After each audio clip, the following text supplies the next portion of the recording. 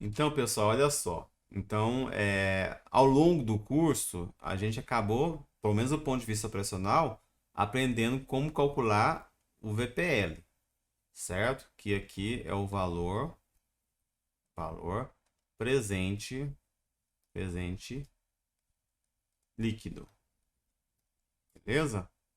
E a gente acabou de aprender também, inclusive no módulo passado a gente calculou umas 3 vezes, a TIR, que é a taxa interna de retorno, beleza? Se for lá no Excel, inclusive a função chama igual VPL, certo? Se for lá no Excel, inclusive a função chama igual a TIR, viu? Tá? E só para formalizar, né? O VPL nada mais é do que você pegar a saída de caixa, né? Então pega os fluxos de caixa aqui, ou pega o somatório, né? Pega o somatório dos fluxos de caixa, certo? I igual a 1 até n, certo? Que divide 1 mais i elevado a n. Então você traz tudo ao presente, é isso. Aí dentro desse fluxo de caixa tem coisa positiva, né? E tem coisa negativa, tá? Então assim, seria mais ou menos o seguinte, né? Fluxo de caixa na data 1 dividido por 1 mais i elevado a 1 mais. Aí o fluxo de caixa aqui pode ser negativo com positivo. Se ele é uma saída e é um investimento na data 0, então quer dizer que, né? Então a gente pode. Aí não, aí no caso, como eu coloquei o i aqui a partir de 1, pera aí, gente, então isso aqui está errado, né? Aí se eu coloquei o i a partir de 1, então vamos supor que tem um investimento inicial aqui, beleza? Né? Então, o investimento inicial, que é o valor que você investiu, considerando aqui que é negativo, beleza? Então, quer dizer que... Só um pouquinho, gente. Só um pouquinho. Oi. Oi. Cê tem que abrir a porta aí, meu filho? Tá, vocês estão fechados? Papai tá dando aula. Não. Tá. Papai tá dando aula, papai. Tá? Papai tá dando aula. Tá bom, tchau. Gente, desculpa aí. Eu achei que a chave ficou comigo e eles não chegaram ainda, então tá pedindo pra eu abrir a porta ali. Mas se esqueceu que eu tô dando aula. Foi mal. Então, assim, então se você considera que. O mais correto seria o seguinte, né? Vamos supor que a gente está respeitando o regime de caixa, é óbvio, né? Então vamos supor, né, que a gente está respeitando o regime de caixa. Então vamos fazer correto. Então, investimento inicial, certo? Menos isso aqui. Dado que se é negativo, né? Se o investimento inicial é saída, então isso aqui é negativo, certo? Então, beleza. Então vamos fazer desse jeito. Se eu tivesse colocado o i que é igual a zero, né, eu poderia abreviar tudo, mas não coloquei. Então, mas mesmo assim, viu? Mesmo assim, dentro do fluxo de caixa aqui da data 1 em diante, pode ter coisa negativa com positiva. Mais ou menos o seguinte, né? Investimento inicial menos um fluxo de caixa que pode ser positivo ou negativo na data 1, só que ele tem que ser descontado, né? 1 mais i elevado a 1. E aí vamos pôr aqui, ó, mais fácil. Mais fluxo de caixa na data 2, certo? 1 mais i elevado a 2. E vou continuar aqui, ó. Né? Mais fluxo de caixa na data n. Tudo isso dividido por 1 mais i elevado a n. Então a forma é essa. E como calcular, basta vocês usarem lá a função VPL. E a TIR, a ideia é a mesma, só que aí na TIR o que a gente faz? Você fixa aqui o VPL a zero e coloca igual a investimento inicial, né? Vamos supor que o fluxo de caixa aqui é um fluxo de caixa comum, é o que chamamos de convencional, menos fluxo de caixa na data 1, aí a TIR que você quer calcular, mais TIR, mais fluxo de caixa na data 2, que divide 1 mais TIR elevado a 2, papapá, até o fluxo de caixa na data n, dividido por 1 mais TIR elevado a n, certo? Então essa é a fórmula. Mas também, né, mais uma vez, eles não precisam preocupar que tem a função TIR lá do Excel. Mas o que interessa é o seguinte, gente, o que interessa é o seguinte, tá? De tudo isso aqui, o que interessa é o seguinte, ó. E aí, professor? Beleza, cálculo VPL e aí? Vamos supor que eu estou avaliando um único projeto de investimento, um único investimento. Calculei e aí? Achei o valor de 1.000. O que que significa 1.000? Tá? O VPL nada mais é que seu lucro econômico. Não é o seu lucro contábil, é o seu lucro econômico, certo? E me interessa, tá? VPL maior que zero. Então, VPL maior que zero é belezinha, certo? VPL maior que zero é belezinha, é o que eu desejo, certo? É o que eu desejo. Então, quando o VPL é maior que zero, então eu falo que o projeto, né, o projeto de investimento é viável. É viável do ponto de vista econômico-financeiro, certo? E se eu tiver um VPL menor do que zero, VPL negativo, né, significa o seguinte, ó, meu lucro econômico foi negativo. Lucro negativo é prejuízo, não é bom não, certo? Lucro é ruim, tá? Então nesse caso aqui eu não quero, não é desejável, beleza? Então significa o quê? Né? Deu ruim, né? O projeto não é bom, né? Não é bom do ponto de vista econômico e financeiro, certo? Então pensa comigo. Eu peguei todas as saídas, né? Porque no fundo o VPL é isso. Aqui eu coloquei uma abreviação, né, do que nós chamamos de um investimento ou fluxo de caixa, tá? Investimento, fluxo de caixa convencional. Convencional. Por quê? Investimento convencional é você faz o investimento agora, é saída de caixa agora, e aí nos futuros próximos são entradas. Beleza? Esse é um investimento convencional. Tá? Então, supondo isso, então essa forma traduz desse jeito, tá? O que você espera? Você espera o seguinte, ó, você espera que você gastou dinheiro agora, né? Saídas, não precisa ser agora, pode ser também nas outras datas aí. Né? Todas as saídas sejam menores que todas as entradas. Tudo isso comparando num único tempo, num único espaço do tempo. Onde? Na data zero. Por isso se chama valor presente. E por que é líquido? Porque você tirou saída de entrada. Certo? Por isso que é isso, líquido. Beleza? Então você espera o quê? Que as entradas superem as saídas. Então você espera e você deseja o quê? Que o VPL seja maior do que zero. Tá? Então quando é maior que zero, viável. Ah, professor, mas você não falou que todo investimento é uma comparação relativa? Sim, ué. A comparação é relativa ao zero. Então, sim, do ponto de vista econômico-financeiro, você tem ali o fluxo de caixa entrando.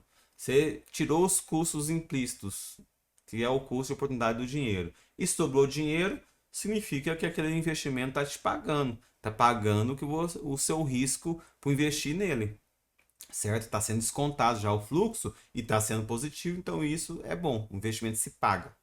Então é o que você deseja, o que você espera, certo? Então VPL maior do que zero, investimento viável, projeto bom. VPL menor que zero, né? Tá destruindo valor. Né? As saídas estão superando as entradas e isso não é bom. Isso tudo já a valor presente, considerando o valor do dinheiro no tempo, beleza?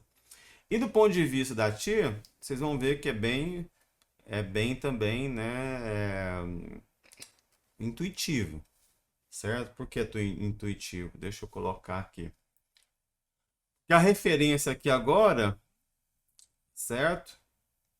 A referência aqui agora é o custo de capital. O que vem a ser o custo de capital? Né? Esse aqui é o custo de capital ou o custo.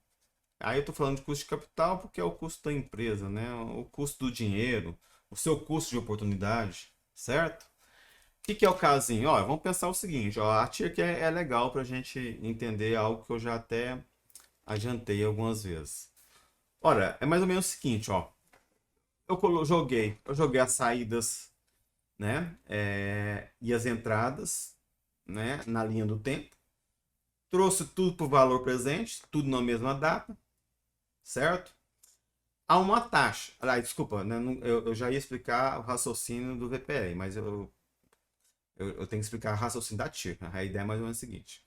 Na TIR, aqui, ó. Aí fica até mais fácil fazer isso aqui, ó. Percebam que o que eu vou fazer aqui é a mesma coisa, gente, ó. Percebam que é a mesma coisa eu vou fazer, ó. Ó, ó. Isso aqui é a mesma coisa, ó. Investimento inicial é igual isso aqui. Então vejam bem o que está acontecendo aqui. Eu não mudei nada matematicamente do que tinha aqui.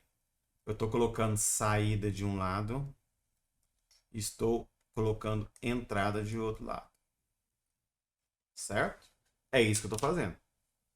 Beleza? Então o que a TIR representa? A TIR nada mais representa do que a taxa periódica, né? Periódica ao quê? Periódica ao que eu estou analisando aqui, né? Ao ano, ao mês, do jeito que eu avaliar aqui, né? Certo? Aqui é 1, né? É uma taxa periódica que iguala entradas e saídas. Certo? Por isso que fala interna, porque ela é por dentro. Ok?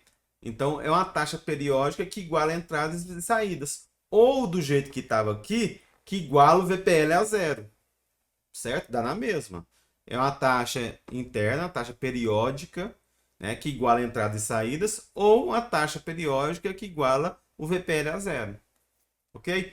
Então, acaba sendo intuitivo porque o que sai dali é uma medida relativa que mostra o crescimento do capital.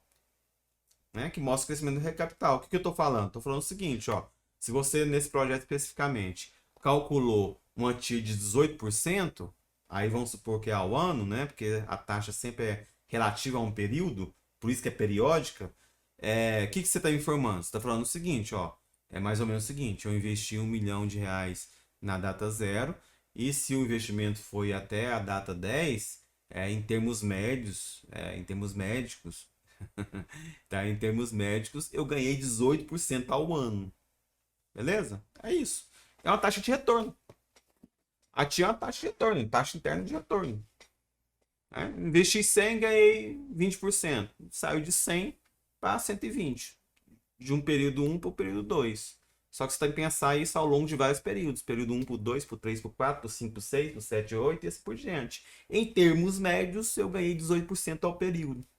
Ganhei 100 de VX, né? 100 numa data, ganhei 18%, foi para 118. Depois de 118 foi para mais 18% e assim vai, certo? E então, o que isso significa? Significa o seguinte, ó, que eu não estou levando aqui não estou levando quando eu faço o cálculo da TIR, né? Eu agora tenho que fazer uma comparação, assim como no VPL eu fiz a comparação com a data zero, desculpa, com o valor zero, aqui eu tenho que fazer outra comparação. Então, quando eu informo para você que ó, o investimento, o projeto de investimento, ele teve uma taxa interna de retorno de 18%. Aí eu te pergunto, né, e aí, isso é bom ou ruim? Aí você fala assim, veja bem, se a gente for comparar, aí já começa, tem que ser relativo, certo? 18% é bom? Então se a gente for pensar hoje na situação macroeconômica brasileira, certo? Em que, por exemplo, se você investir nos títulos do governo, você vai receber uma Selic de 13,5%. Só que esse juro lá, né, é sem risco, porque eu estou investindo para o governo brasileiro. Então, ganhar 18% nesse investimento aqui, só 5% a mais, não é tão bom não. Eu queria ganhar mais, dado o risco dele. É óbvio que para fazer essa consideração e fazer essa afirmação tem diversos outros cálculos, que não tem como a gente fazer aqui, ensinar aqui, é óbvio, né? O cálculo do risco já é uma graduação à parte, né? Existe uma graduação só para isso. Ciências atuariais é só para isso. Estatística, né? O pessoal forma estatística, vai para trabalhar no mercado financeiro para fazer cálculo de risco, né? Então, assim, é um mundo à parte o cálculo do risco. Dado o risco no investimento, eu queria ganhar mais. Não queria ganhar só 5% a mais. Então tá ruim. Então veja que fez uma comparação. E uma comparação não tão direta, né? Não tão direta, baseada no estilo do governo, tá? Assim por diante. Então o que acontece? Dentro das empresas, né? Dentro do projeto que você está trabalhando, tá? Você vai comparar com o quê? Você vai comparar com o seu custo de capital. Como chegar nesse custo de capital aqui é um outro parto, viu? Como cheguei nisso aqui, tá? Como cheguei no cálculo do custo de capital, na administração a gente tem uma disciplina só para isso, para você ter uma base. Tá? Tem uma disciplina de 60 horas, se chama Administração Financeira 2 na Contábeis e finanças de longo prazo na administração, que é só para isso, para cálculo do custo de capital. Então não tem como, né, mostrar as técnicas e o que a gente usa para calcular o custo de capital, né? Então isso aqui nada mais é do que o nós chamamos de CMPC, custo médio ponderado de capital.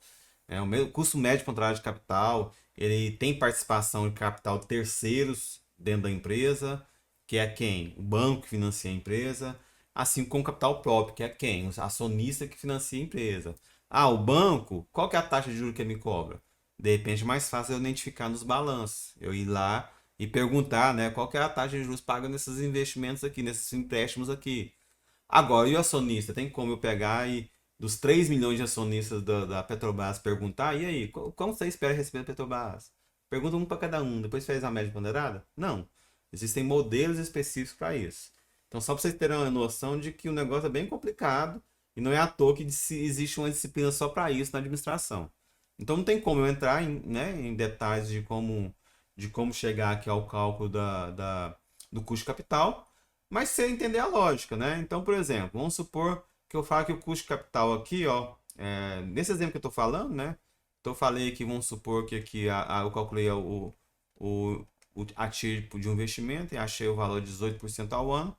E vamos supor que eu tenho essa informação a partir dos dados da empresa, que o custo de capital da empresa, vamos supor que é 15% ao ano, certo? O que é 15% ao ano? Quando eu falo que o custo de oportunidade da empresa, que o custo de dinheiro da empresa, aí você pode transpor para você também. O meu custo do dinheiro, o meu custo de capital, certo? Ele é 15% ao ano. O que significa? Significa que se eu for preciso, tá, ir no mercado e captar dinheiro, o custo desse dinheiro para mim, certo? Empresa, é 15% ao ano. Então vamos supor que você tem um projeto de bilhões e você não vai ser financiado nesse projeto só por BNDES. Você tem que lançar ações no mercado também para tentar captar pouco desse financiamento. Então você vai vender ações para pessoas tornarem sócias suas, né, capital próprio, pessoas serem donas da empresa, assim como você vai no BNDES tentar captar dinheiro para pagar juros. Aí quando você faz o cálculo, né, desse juros que você vai pagar e faz o cálculo desse retorno exigido dos acionistas, que você tem que distribuir, você tem que pagar eles, né? É óbvio que você não tem que pagar porque ele é sócio, mas ele espera alguma coisa e você tem que, por exemplo, manter essa expectativa, senão ele vai embora. Beleza?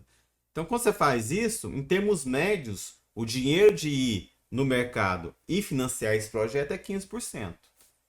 Então, qual que é a ideia? A ideia é a seguinte, ó. Eu ganho com investimento específico dentro da empresa 18%. E se eu precisar financiar esse projeto, eu vou no mercado, seja via capital de terceiro, seja via capital próprio, e o meu custo é 15%, o que está acontecendo? Ó, eu estou ganhando mais nesse projeto do que o custo de financiar ele. Então, sendo assim, é viável. Por isso que eu desejo, né? Por isso que eu desejo sempre que a TIR, a taxa interna de retorno, seja maior do que o custo capital. O custo capital nada mais é para os nossos fins aqui, o que a gente tem feito desde o primeiro dia de aula, a taxa de juros, né? O custo do dinheiro. Então, é mais ou menos o seguinte, né? Eu te dei o enunciado que o custo do dinheiro é 18%, você calcula a TIR. Se nesse enunciado que o custo capital, o custo do dinheiro, né, é 18% e só a TIR for 15%, por exemplo, você compara a TIR com esse custo do dinheiro. Para vocês aqui, esse custo de capital vai ser dado. Eu não vou pedir para vocês calcularem ele, né? Eu vou pedir para vocês terem uma ideia sobre ele, né? Ó, eu não vou pedir mais, bem assim para você calcular. Eu quero que você tenha uma estimativa no mínimo dele. No trabalho seria uma estimativa. Nos exercícios é um enunciado, está no enunciado, né? Então isso aqui é o valor dado, né? Valor dado. Existem diversas formas de você pensar nesse custo de capital. Diversas formas. Diversas formas. Beleza? Muitas vezes comparativas, né?